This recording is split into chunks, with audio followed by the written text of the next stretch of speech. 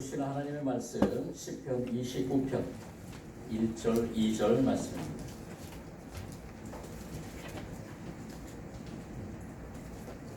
시편 29편은 제가 가지고 있는 성경책보다 821면 정도 있습니다.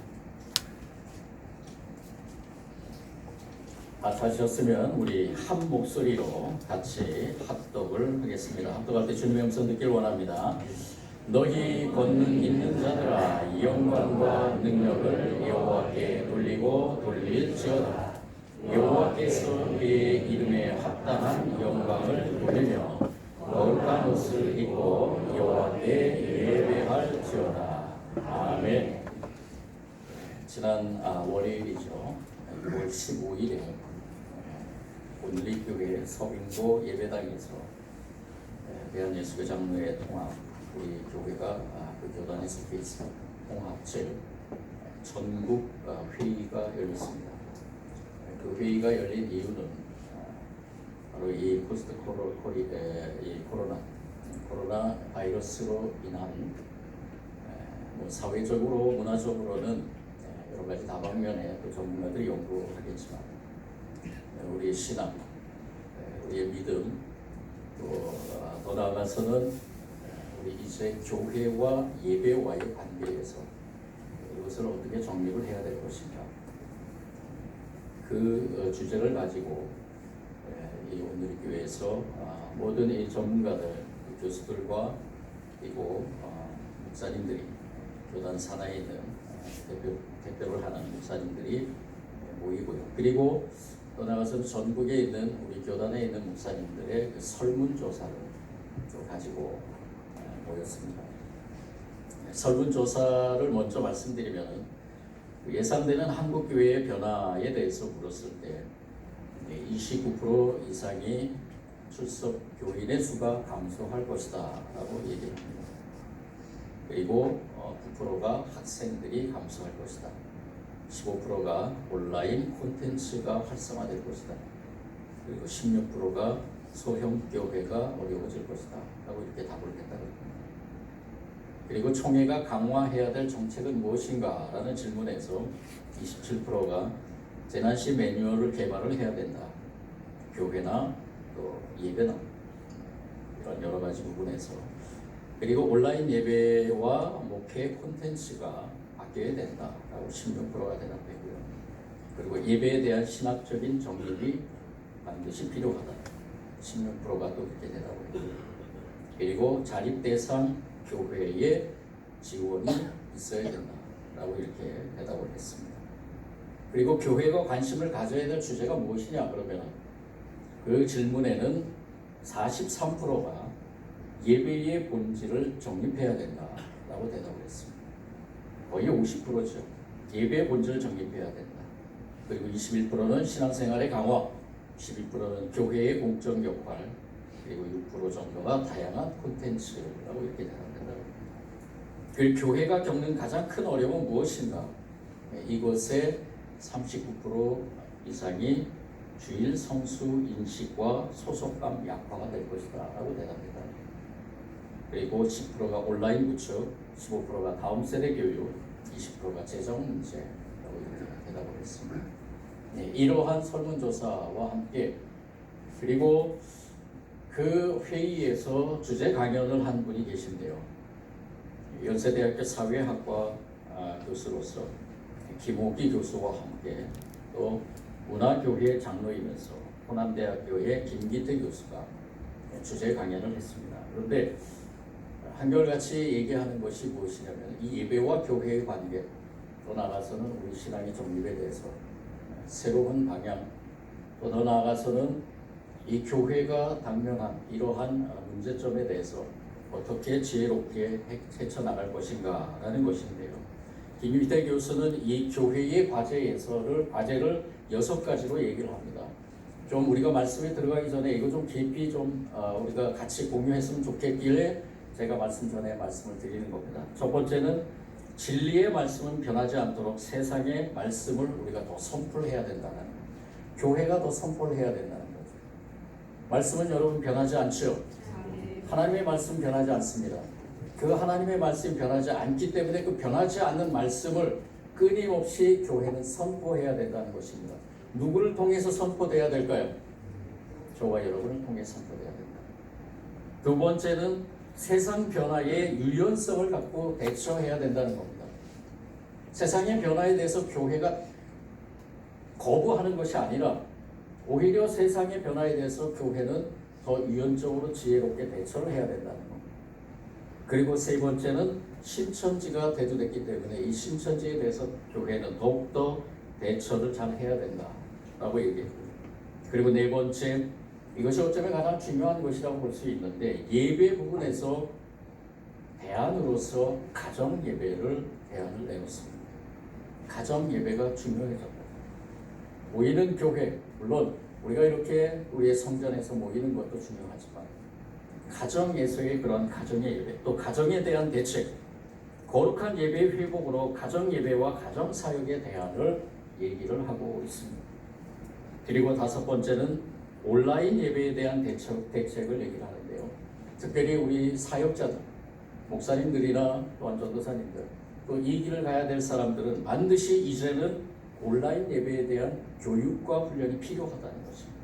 앞으로 이러한 교육과 훈련이 반드시 우리 다음 세대의 사역자들에게 반드시 이루어져야 된다는 거죠. 그 다음에 마지막 일곱 번째는 자립대상 교회에 대한 대책.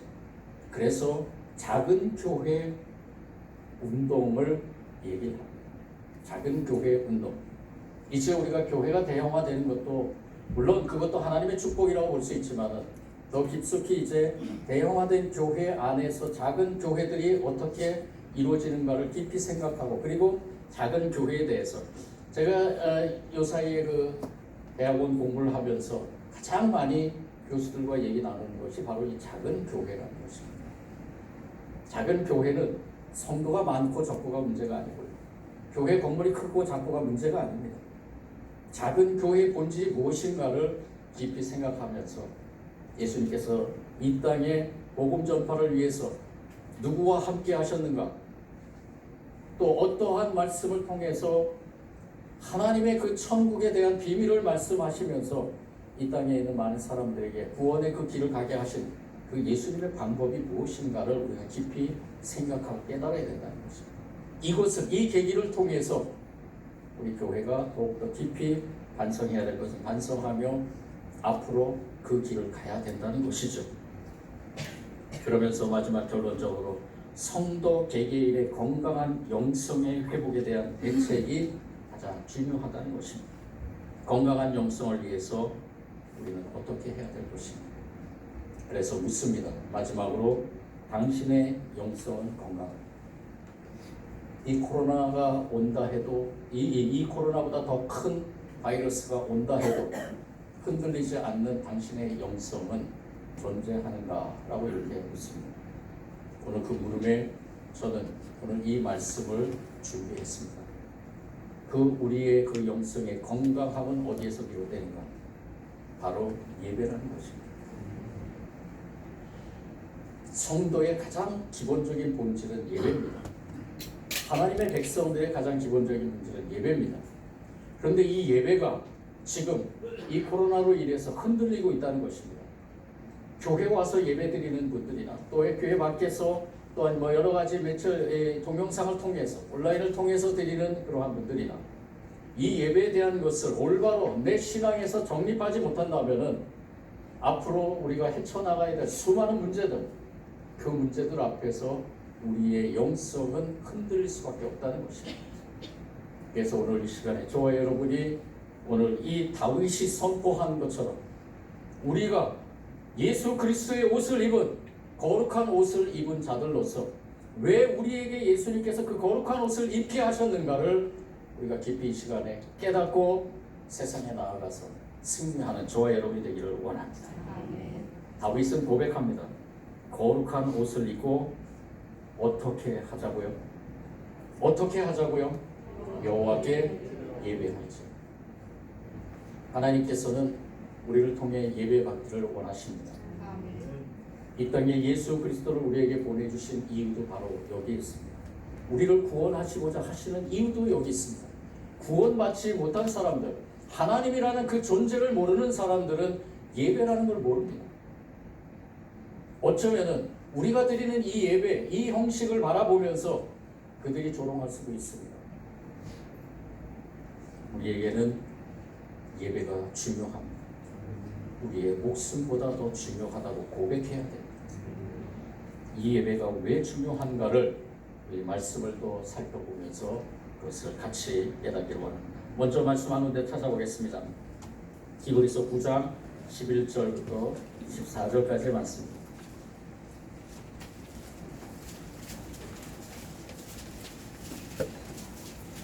신약성경 뒷부분에 있습니다. 히브리서 9장 11절부터 14절. 찾으셨으면 저와 같이 한 절씩 이번엔 교독하겠습니다. 그리스도께서는 장래 좋은 일의 대제사장으로 오사 손으로 짓지 아니한 것 곧 이 창조에 속하지 아니한 더 크고 온전한 장막으로 말미암아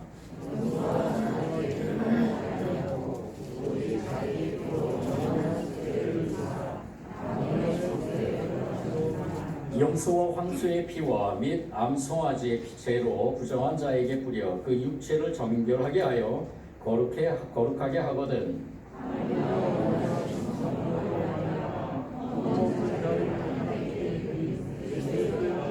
어찌 너희 영심으로 죽인 행실에서 깨끗하게 하고 살아계신 하나님을 섬기게 하지 못하겠느냐. 아멘.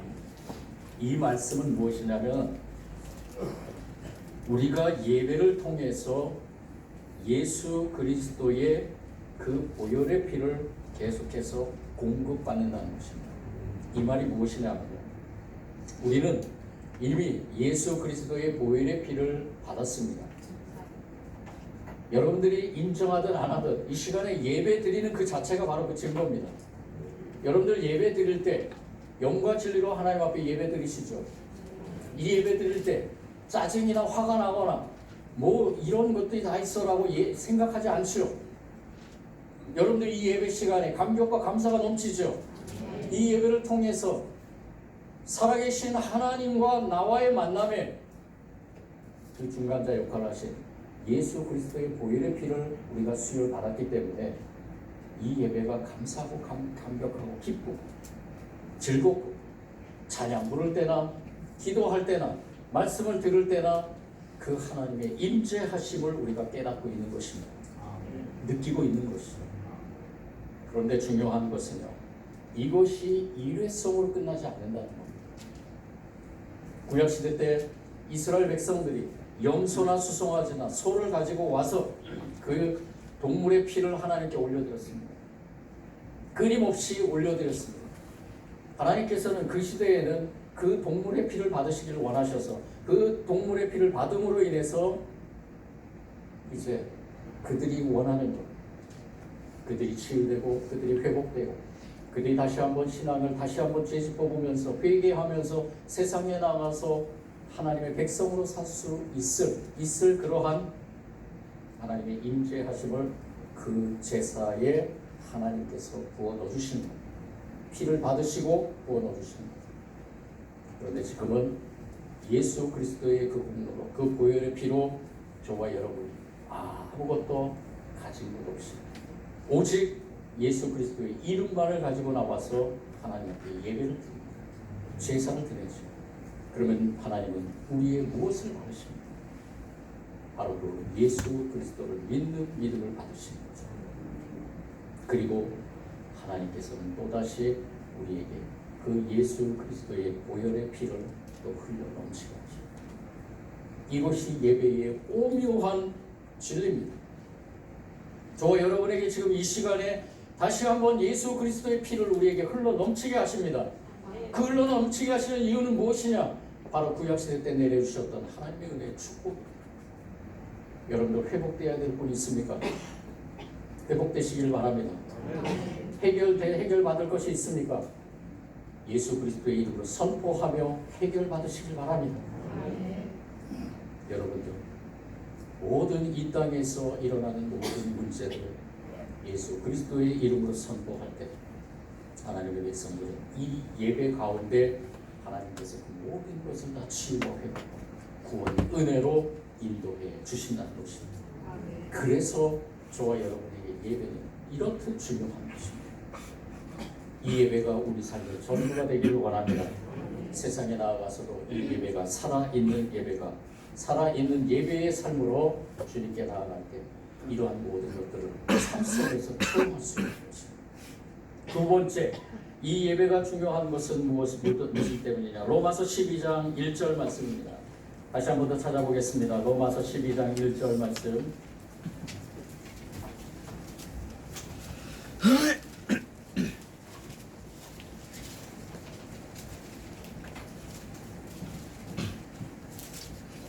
다 찾으셨으면 또 우리 이번에는 한 목소리로 같이 읽습니다. 시작.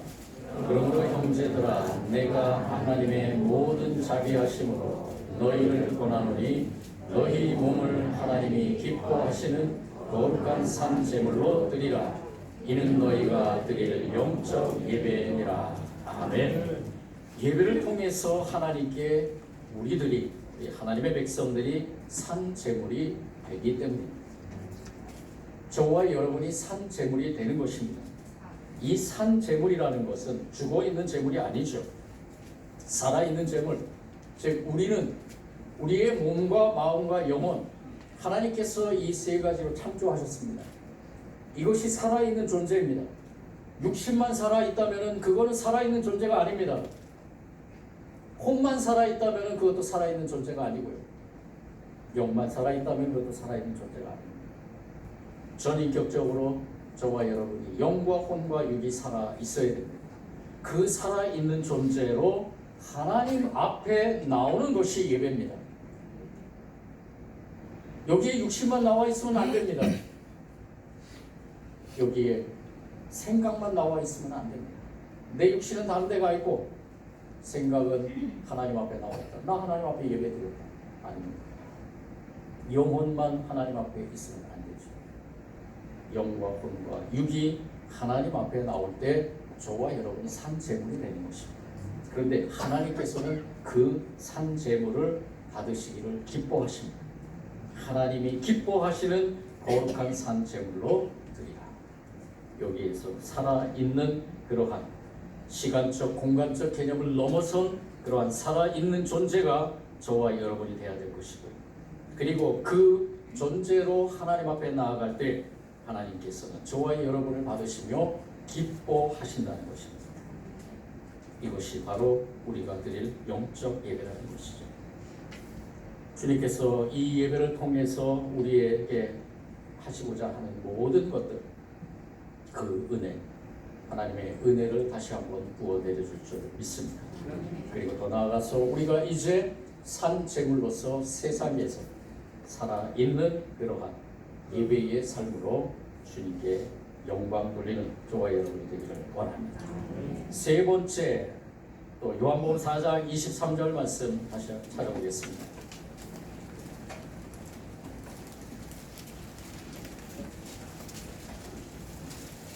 요한복음 4장 23절 말씀입니다. 같이 하시면 또 한 목소리로 같이 합독하겠습니다. 아버지께 참으로 예배하는 자들은 영과 진리로 예배할 때가 오나니 곧 이때라. 아버지께서는 이렇게 자기에게 이렇게 예배하는 자들을 찾으시느니라. 아멘. 누굴 찾으신다고요? 예배하는 자들을 찾으신다. 이것이 중요합니다. 우리는 이 말씀에서 영과 진리라는 그러한 단어를 깊이 많이 나누고 또 묵상을 했습니다. 그런데 마지막 부분에 나오는 예배하는 자들을 찾으시는 하나님. 왜 하나님께서 이 예배하는 자들을 찾으신다는 것은요, 하나님과 하나님의 백성들이 만나는 겁니다. 하나님은 하나님의 백성들과 만나기를 좋아하십니다. 그렇다 그러면 예배가 아니면 하나님은 하나님의 백성들과 만나지 않는가? 아니죠. 하나님은 하나님의 백성들과 수시로 만납니다. 그런데 이 예배라는 것, 이 예배라는 것은 일방적인 하나님께서 하나님의 백성들을 찾는 그러한 관계에서 하나님의 백성들과의 만남을 통해서 이 백성들에게 무엇인가를 주시기 위해서, 내려주시기 위해서 이 하나님의 백성들을 찾는다는 거죠. 그런데 그 가운데서 이 백성들이 하나님께 나아갈 때 어떻게 나아가야 되는가? 영과 진리로 나아가야 된다. 여기서 영이라는 것은 바로 하나님께 예배함이라고 나타납니다. 하나님은 어떤 지방, 어떤 민족이 독점적으로 소유하는 그러한 분이 아니죠. 어디서든지 누구든지 성령으로 거듭난 자이면은 그를 아버지로 섬길 수 있다는 것입니다. 그래서 이 영이라는 것은 거듭난 자만이 하나님을 아버지라고 부를 수 있는 그러한 영을 소유한 자라는 것입니다. 그리고 이 진리라는 것은 예수님께서 말씀하신 그 내용의 하나의 형태에서 이스라엘의 그 아는 것 22절 후반절에 나오지만요. 구약적 계시가 신약 시대에 성취된 형태, 그리고 이것이 유대인에게서 난 그 구원의 그 사건, 이런 것에 근거해서 예배가 진정으로 하나님 앞에 예배드려야 된다라고 말씀하는데, 이 예배라는 것은 참이라는 뜻도 담겨 있으며, 그리고 당신 본인 즉 예수 그리스도를 나타내고 있다는 것입니다. 그래서 우리가 신령과 영과 진리로 예배드린다는 것은 나의 거듭난 영과 함께 예수 그리스도의 이름을 가지고, 진리이신 예수 그리스도의 이름을 가지고 하나님 앞에 드리는 것이 바로 영과 진리로 예배드리는 것입니다. 이 시간에 누구의 이름을 가지고 나오셨습니까? 예수 그리스도의 이름을 가지고 나오셨죠.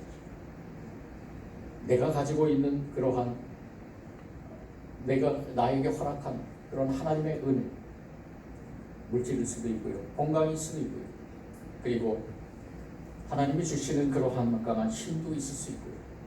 그런데 이 모든 것들이, 내가 가지고 있는 이 모든 것들이 바로 예수 그리스도를 통해서 이루어졌음을 고백하면서 하나님 앞에 나와서 예배드리는 것입니다. 이것이 바로 영과 진리로 드리는 예배죠. 그런데 이 예배가, 이 만남, 이 교제가 하나님과 우리와의 교제도 있지만 더 넓게는 바로 성도들과의 교제도 포함합니다. 그래서 성도가 서로 교제하는 것도 바로 예배하는 것입니다. 그래서 지금 이 코로나 시대의 이 동영상 예배나 또 교회 이 대면 예배가 아닌 비대면 예배를 어떻게 해석을 해야 될까라는 그러한 문제에서 우리가 다시 한번 생각해야 될 것이 무엇입니까?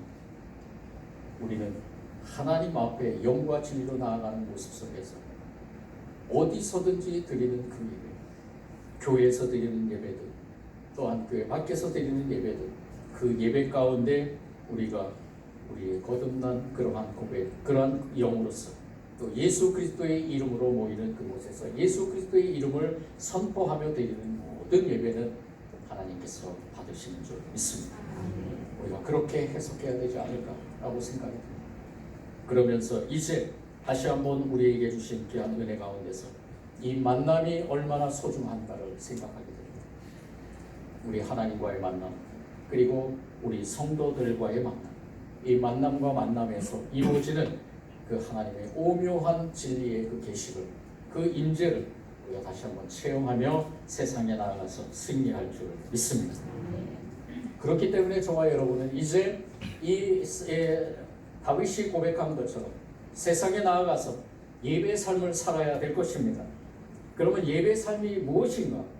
우리가 늘 강조하고 고백했듯이 예배와 말씀과 기도의 삶, 이것이 우리의 삶 속에서 흘러 넘쳐야 됩니다. 예수 그리스도의 보혈의 피로 저와 여러분이 그 거룩한 옷을 입었기 때문에 이 옷은 아무나 입는 것이 아니죠. 특별한 옷입니다. 특수한 옷입니다.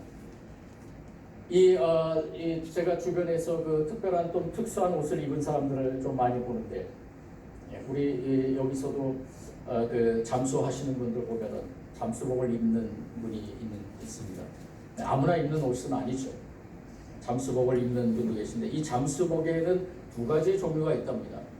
건식 잠수복과 습식 잠수복이 있다는데, 이 사용에 따라서 좀 다르긴 하는데, 이 잠수복의 특징은 이 바닷속에, 물속에 들어가서도 충분히 활동할 수 있게, 그리고 물속의 저항이나 그 압력에 견딜 수 있게 그렇게 만들죠.